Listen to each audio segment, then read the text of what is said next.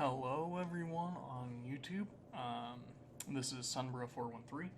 I am doing a Let's Play of the latest community map project. We are currently on June of 2020. This is roughly 2 hours into... Yeah, this is just over 2 hours into it. Very briefly, I'll give a synopsis on what the community map project is. If you go over to the official, unofficial r/Factorio, plain and simple, it's very simply just a monthly community map. The person hosting it, let me get his exact name. Oh, where is it? It's one of these tabs. Aha, Chaos Being. Yeah, basically what Chaos Being does is once a month he compiles a list of mods and comes up with a map exchange string. You have a little bit of leeway into what mods you can and cannot use, specifically things like Bob's or Angels mods. They drastically change how the game is played and how the map is generated. So obviously, if you had Bob's mod installed or any other mods like that to add new resources, your map exchange, or your map rather, would look vastly different. I'm actually going to... Right.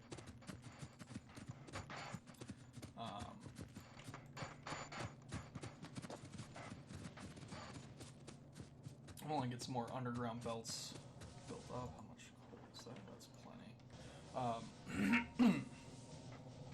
So he comes up with a list of mods. He also adds optional mods for that specific one, and then he has a pretty extensive list of other optional mods if you want to install. I have a couple of mods that I have, but the rule of thumb is as long as it doesn't drastically change how the game is played or how specifically how resources are generated, you can use whatever mods you want. And so if you want the complete mod list, I'll provide a link to the June 2020 discussion, so you can go and you can look at it and participate if you want to. As for the mods not on any of those lists that I'm running, this calculator up here is called Hell Mod. That's with one L, like help, mod, but without the P. It's a fantastic in-game calculator. There's plenty of calculators that are arguably better that I can run. And I mean, I have a dual monitor set up, but I just like having it in-game. Just one button here I can come up with. And most of them don't have this base time modifier, and that changes things pretty drastically.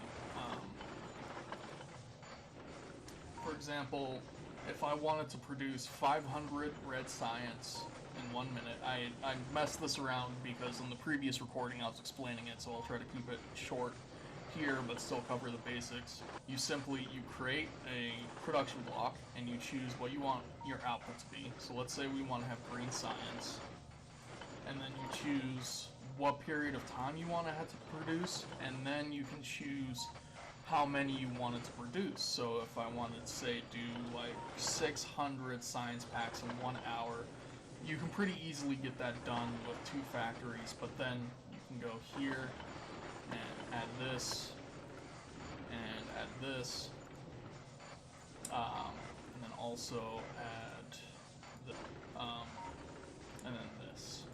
And it calculates basically, you know, how many assemblers you would need. You would basically need one of everything except for the actual green science ones.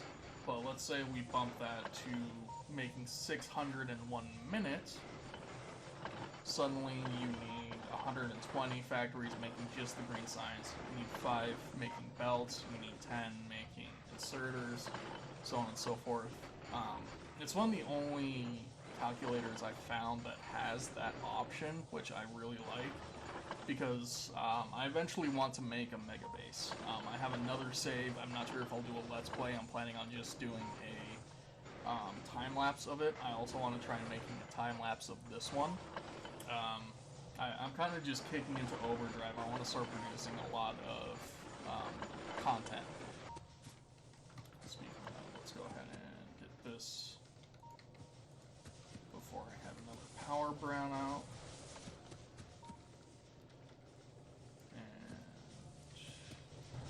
Or I guess blackout, so it would just be running out of fuel.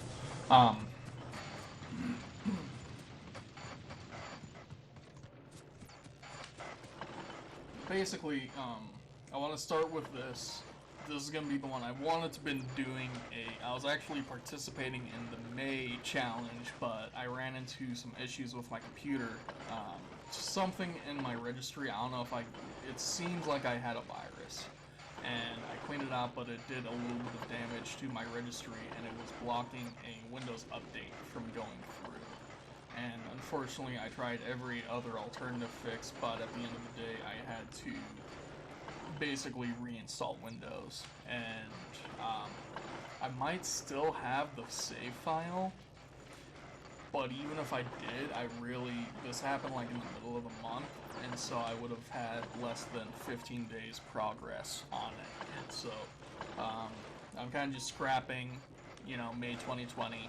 But this one, June of 2020, I definitely want to participate in. I want to push it as far as I can.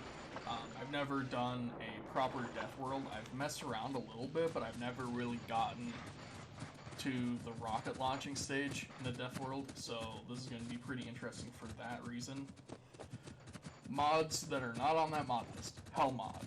Okay, calculator. Super nice. Another one, Squeak Through. This one might actually be on the list, but I'm going to mention it because it's going to be way in like the long list of other optional mods that you kind of just copy paste for every playthrough. It's a wonderful, wonderful mod.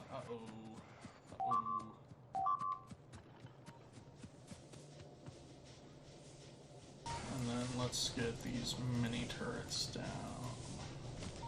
Anyways, Squeak Through. It's a phenomenal mod, okay? You see how there's a boiler here, and then a steam engine here, and there's this little pipe filled with steam in between. I do this so I can fit the power pole, by the way. This is why I do it. It looks super nice from my power layout, and then I also just have this big loop right here. And this ensures that all my steam engines will be connected to the grid. You can squeeze maximum efficiency. This is going to be 40 steam engines, and then eventually I'll add another row of 40 on the opposite side. I'll have to add another offshore pump to supply that, but that's fine. I'm also going to toggle this on and let construction bots. Construction bots is one added in the base sort of mods. These mods are more or less required to play the map. Like, there's a little bit of leeway. You could, if you really feel like construction drones are overpowered in the early game, then you can skip it. But honestly, I would use them on my own Let's Plays, or on my own playthroughs rather. So I don't see an issue with it. It's also, like, real talk, it's way better than the nanobot mod. I never really liked the nanobot mod, and I just think that this is much better. I'm also need to reconnect this. Okay, so Hell mod, Squeak Through. Squeak Through, I can walk through this. Normally you would not be able to walk through a pipe like that. Additionally, if I just make a handful of pipe... Oh, good grief. Okay, you guys, just stop for a minute. I'm trying to show something. Actually, yeah, we'll leave it like that. Normally, this would basically be a T-shaped wall. But with Squeak Through, if you've ever played the base vanilla game up to the oil stage, then you probably are immediately going to use Squeak Through on every playthrough you do from now on. What else? Oh, Long and Far Reach. This one, some people might disagree with me on. I'm grabbing trees from over here. If I needed to manually put coal in here, I could just click like that and go like that. I mainly just do it because it makes it much more convenient. It makes you a little less dependent on logistic bots in the mid game. And also, I'm justifying it because I'm doing a Let's Play, and it saves time. It saves time if I can just grab things from across the map and do that. So, if you don't like it, that's fine. You don't have to use it, but I personally love it. So that's Squeak Through, Hell Mod, Long and Far Reach. Oh, and then as the optional mods, he has construction drones, but I use mining drones. This is my favorite mod, and like the entire community is mining drones. I love it. I hate setting up outposts. I hate setting up, mining bases. I hate it so much. And this just streamlines the whole process by a ridiculous margin. Now this, some of you might recognize this. It's not really a shout out because he's much larger than I am, considering that I've uploaded I think 2 videos in the past 10 years. This is a jumpstart base designed by a YouTube/streamer, Nilas. It's tricky for me to pronounce the name correctly. I'm not sure where he's from.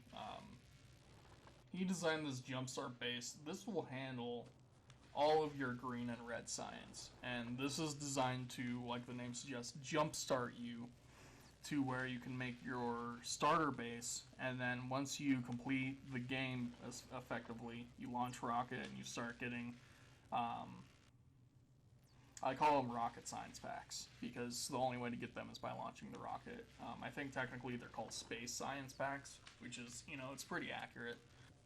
But then once you complete all of the research, except for the infinite researches, obviously, then you use your starter base to get a huge, huge stockpile of assemblers and belts, preferably like tier 3, and modules.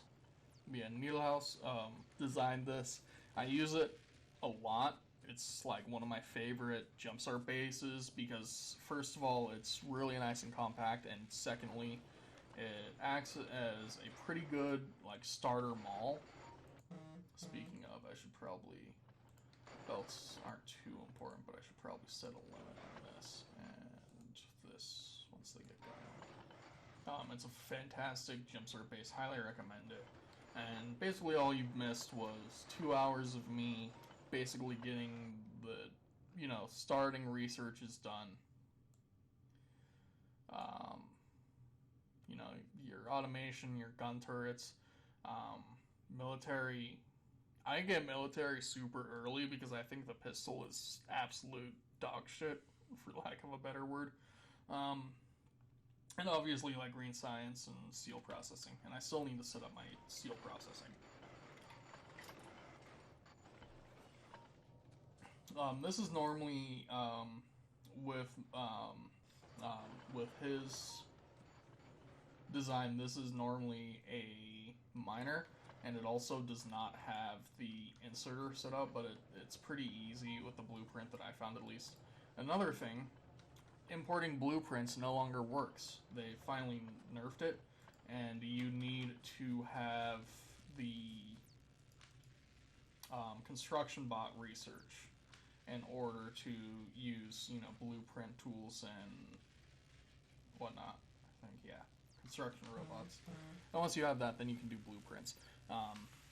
Which kind of sucks because I'm a big fan of using blueprints for early game / jumpstart designs, and so I had to redesign this by hand.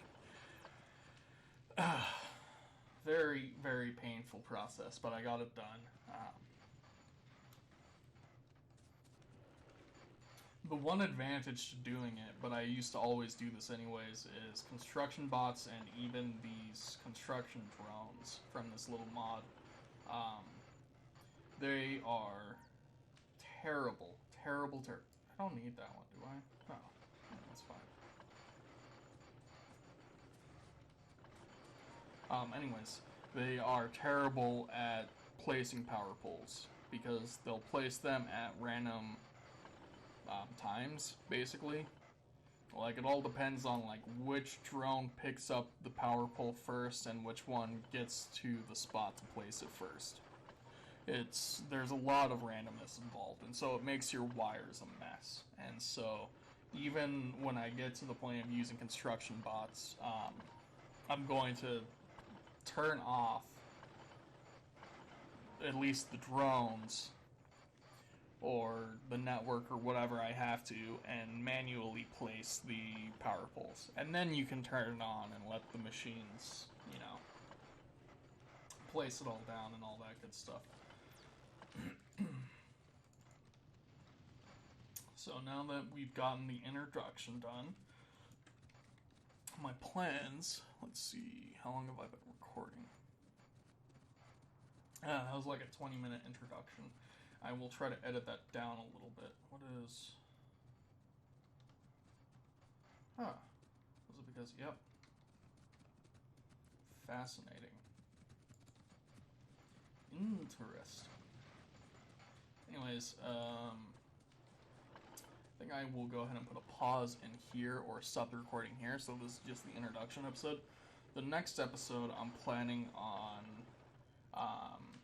kind of finishing this up. It's more or less done, but I need to fill out the labs and get many more mining drones going. The nice thing about mining drone is one of these mining depots, how much iron can be buffered in it depends on how many drones you put in it. So in my own Let's Plays, I run like 30 plus in one of these for mining, and sometimes I'll do that twice, and it usually buffers more than enough iron to fully smelt and compress four belts of, or 4 yellow belts, 4 yellow lanes, rather.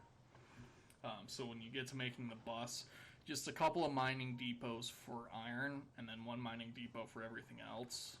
And, like, the other things, especially, like, stone, you could get away with only putting, like, 5 mining drones in, and it would probably, at least until you get to military science, buffer up quite well. They don't use power. From what I can tell, they don't put out any pollution at all, which is quite nice. Now, biters will still attack the drones. I'm not sure if maybe the depots don't do it, but the drones actually put out a little bit of pollution. That would kind of make sense. But anyways, I'm going to stop it here, and next episode, you're going to come back. Hopefully this will be all nice and buffered up. My labs will be finished. I'll have some more of the red and green science done. And we will start our expansion. So we'll probably clear this guy out first, then go clear this guy out, clear out some of these, and start walling it off so they don't re-expand. And probably, God, that's going to be a huge wall, but I'll have to wall off here, and then this won't be as bad. I'll probably, like, wall down through there or something. Luckily, I have a tiny bit of oil right here, so I could at least use that to get advanced oil processing researched and then go from there. This is the June 2020 Community Map Challenge, and I hope you all have a good day.